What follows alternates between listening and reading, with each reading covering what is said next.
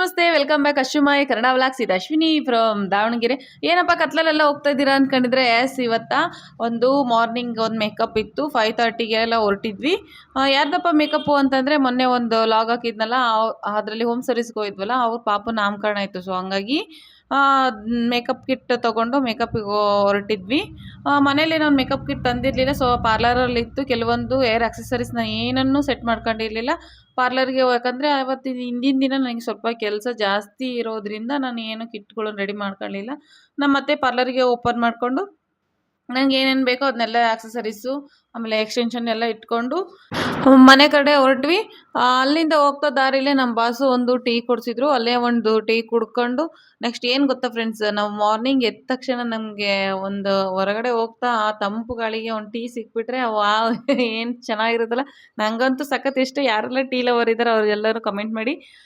Next ಏನಪ್ಪ ಅಂತಂದರೆ, ಯಾರೆಲ್ಲ ಸಬ್ಸ್ಕ್ರೈಬ್ ಮಾಡ್ಕೊಂಡೆ ವಿಡಿಯೋ ನೋಡ್ತಾ ಇದ್ದಾರೆ ದಯವಿಟ್ಟು ಸಬ್ಸ್ಕ್ರೈಬ್ ಮಾಡ್ಕೊಂಡು ವಿಡಿಯೋ ನೋಡಿ. ವಿಡಿಯೋ ಮಾಡೋಕ್ಕೆ ನಮಗೂ ಖುಷಿ ಆಗುತ್ತೆ. ಮತ್ತು ಯಾವ ಥರ ವಿಡಿಯೋ ಮಾಡಬೇಕು ಅಂತೇಳಿ ಕಮೆಂಟ್ ಮಾಡಿ. ಪಾರ್ಲರ್ಗೆ ಹೋಗಿ ಎಲ್ಲ ಆಕ್ಸೆಸರೀಸ್ ಎಲ್ಲ ತೊಗೊಂಡು ನಾವು ಇನ್ನೇನು ಅವ್ರ ಮನೆ ಕಡೆ ಹೊರಟ್ವಿ. ಅವ್ರಿಗೆ ಇದ್ದಿದ್ದು 7:30 to 8:30 ಮಟ್ಟ ಅದರೊಳಗಡೆ ಮುಗಿಸ್ಬೇಕು. ಯಾಕಂದರೆ ಮತ್ತೆ ನೆಕ್ಸ್ಟ್ ಅವ್ರ ಹೋಮ ಮತ್ತು ಸತ್ಯನಾರಾಯಣ ಪೂಜೆ ಇತ್ತು ಅಂತೇಳಿ ಬೇಗ ಮುಗಿಸಿದ್ವಿ. ನನಗೂ ಆಫ್ಟರ್ನೂನ್ ಒಂದು ಮೇಕಪ್ ಇತ್ತು. ಸೊ ಹಂಗಾಗಿ ಇದನ್ನು ಮುಗಿಸ್ಕೊಂಡು ಹೊರಡೋಣ ಅಂತೇಳಿ ಟೈಮ್ ಇರಲಿಲ್ಲ. ನನಗೆ ಬೇಕಾಗಿರೋ ಎರಡೂ ಮೇಕಪ್ಗೆ ಏನೇನು ಬೇಕೋ ಅದನ್ನೆಲ್ಲನೂ ತಗೊಂಡು ಅಲ್ಲಿಂದ ಹೊರಟೆ.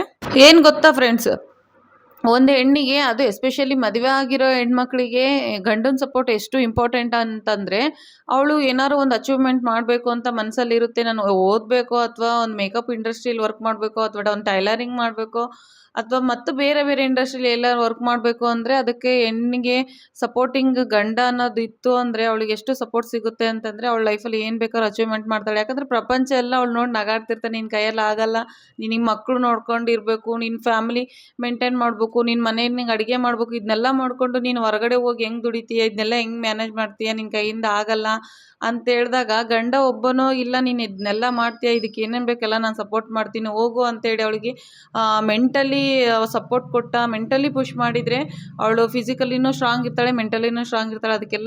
ಅದಕ್ಕೆಲ್ಲ ಎಕ್ಸಾಂಪಲ್ ನಾನೇ. ಯಾಕಪ್ಪ ಈ ಮಾತು ಹೇಳ್ತಾ ಇದ್ದೀನಿ ಅಂದರೆ, ನಾನು ಫಸ್ಟ್ ಸ್ಟಾರ್ಟಿಂಗು ಯೂಟ್ಯೂಬ್ ಮಾಡ್ಬೇಕಾರಾಗಲಿ, ಪಾರ್ಲರ್ ಓಪನ್ ಮಾಡ್ಬೇಕಾರಾಗಲಿ ಎಲ್ಲ ನನಗೆ ಏನು ಹೇಳ್ತಾ ಇದ್ರು ಅಂದರೆ, ನಿಮ್ಮಲ್ಲಿ ಇಷ್ಟೊಂದು ಕೆಲಸ ಇರುತ್ತೆ, ಮನೆಯೆಲ್ಲ ಕೆಲಸ ಮುಗಿಸ್ಕೊಂಡು ಪಾಪುನು ನೋಡಿಕೊಂಡು ನೀನು ಪಾರ್ಲರ್ ಹೆಂಗೆ ಮೇಂಟೈನ್ ಮಾಡ್ತೀಯಾ, ಅದ್ರ ಜೊತೆ ಯೂಟ್ಯೂಬ್ನು ಹೆಂಗೆ ಮಾಡ್ತೀಯಾ, ನಿನ್ನ ಕೈಯಿಂದ ಎಲ್ಲ ಆಗಲ್ಲ, ಅದ್ರ ಜೊತೆಗೆ ಆರೋಗ್ಯ ಬೇರೆ ಕೆಡ್ತಾ ಇರುತ್ತೆ, ಇದೆಲ್ಲ ನಿನ್ನ ಕೈಯಲ್ಲಿ ಆಗಲ್ಲ, ಸುಮ್ಮನೆ ಮನೇಲಿ ಇದ್ಬಿಡು ಅಂತ ಎಲ್ಲರೂ ಹೇಳ್ಬೇಕಾರೆ ನನ್ನ ಹಸ್ಬೆಂಡ್ ಹೇಳಿದ್ದು ಒಂದೇ, ನಿನ್ನ ಕೈಯಲ್ಲಿ ಆಗುತ್ತೆ, ನೀನು ಮಾಡ್ತೀಯ ಅಂತ ನಿನ್ನ ಮನಸ್ಸಲ್ಲಿದ್ದರೆ ನಿನಗೆ ಏನು ಬ್ಯಾಕ್ ಸಪೋರ್ಟ್ ಬೇಕು ಹೇಳಿ ನಾನು ಕೊಡ್ತೀನಿ ಅಂತೇಳಿ ಪ್ರತಿಯೊಂದು ವಿಷಯದಲ್ಲೂ ನನ್ನ ಅವ್ರು ಪುಷ್ ಮಾಡಿರೋದಕ್ಕೆ ಇವತ್ತು ನಾನು ಏನಾದರೂ ಎಲ್ಲನೂ ನಿಭಾಯಿಸ್ತಿದ್ದೀನಿ ಅಂದರೆ ಅದಕ್ಕೆಲ್ಲ ಗಂಡನ ಸಪೋರ್ಟೇ ಕಾರಣ. ಸೊ ನಾನು ಈ ಮಾತು ಯಾಕಪ್ಪ ಹೇಳ್ತಿದ್ದೀನಿ ಅಂದರೆ, ಎಷ್ಟೋ ಹೆಣ್ಮಕ್ಳಿಗೆ ಗಂಡನ ಸಪೋರ್ಟು ಇರಲ್ಲ, ಯಾರ ಸಪೋರ್ಟು ಇರಲ್ಲ, ಬಟ್ ಅವ್ರು ಏನಾದರೂ ನಾನು ಮಾಡಬೇಕು ಅನ್ನೋದು ಮನಸ್ಸಲ್ಲಿರುತ್ತೆ, ಅವ್ರ ಟ್ಯಾಲೆಂಟೂ ಇರುತ್ತೆ. ಯಾರ್ದು ಸಪೋರ್ಟ್ ಇಲ್ದಲೇ ಅವ್ರ ಟ್ಯಾಲೆಂಟ್ನ ಎಲ್ಲ ಮರೆತು ಮನೆಗೆ ಅಷ್ಟೇ ನಾವು ಮೀಸಲಾಗಿದ್ದೀವಿ ಅಂತೇಳಿ ಅವ್ರ ಮನಸ್ಸಲ್ಲಿ ಎಷ್ಟೋ ನೋವಿರುತ್ತೆ. ಬಟ್ ಎಲ್ಲ ಗಂಡ್ಮಕ್ಳು ಅಥವಾ ಎಲ್ಲ ಫ್ಯಾಮಿಲಿನೂ ಅರ್ಥ ಮಾಡ್ಕೊಂಡು ಹೆಣ್ಮಕ್ಳು ಪುಷ್ ಮಾಡಿದರೆ ಲೈಫಲ್ಲಿ ಎಲ್ಲ ಹೆಣ್ಮಕ್ಳು ಅಚೀವ್ಮೆಂಟ್ ಮಾಡ್ತಾರೆ. ಸೊ ಹಂಗಾಗಿ ಫ್ರೆಂಡ್ಸ್, ಯಾರೆಲ್ಲ ಈ ವಿಡಿಯೋ ನೋಡ್ತಾ ಇದ್ದೀರಾ, ಆದಷ್ಟು ನಿಮ್ಮ ಫ್ಯಾಮಿಲಿ ಹೆಣ್ಮಕ್ಳಿಗೆ ಸ್ವಲ್ಪ ಸಪೋರ್ಟ್ ಮಾಡಿ, ಅವ್ರನ್ನ ಮುಂದಕ್ಕೆ ತನ್ನಿ. ಅವರು ಜೀವನದಲ್ಲಿ ಎಲ್ಲರ ಥರನೂ ಎಲ್ಲನೂ ನಿಭಾಯಿಸೋ ಕೆಪಾಸಿಟಿ ಹೆಣ್ಣಿಗೆ ದೇವ್ರು ಕೊಟ್ಟಿದ್ದಾನೆ. ಅದು ಎಲ್ಲರ ಕಡೆಯಿಂದನೂ ಸಾಧ್ಯ. ಈ ಮಾತು ಯಾಕಪ್ಪ ಇವಾಗ ಹೇಳ್ತಾ ಇದ್ದೀನಿ ಅಂತಂದರೆ, ಮೊನ್ನೆ ನನ್ನ ಪಾರ್ಲರ್ಗೆ ಒಬ್ಬರು ಕ್ಲೈಂಟ್ ಬಂದಿದ್ದರು.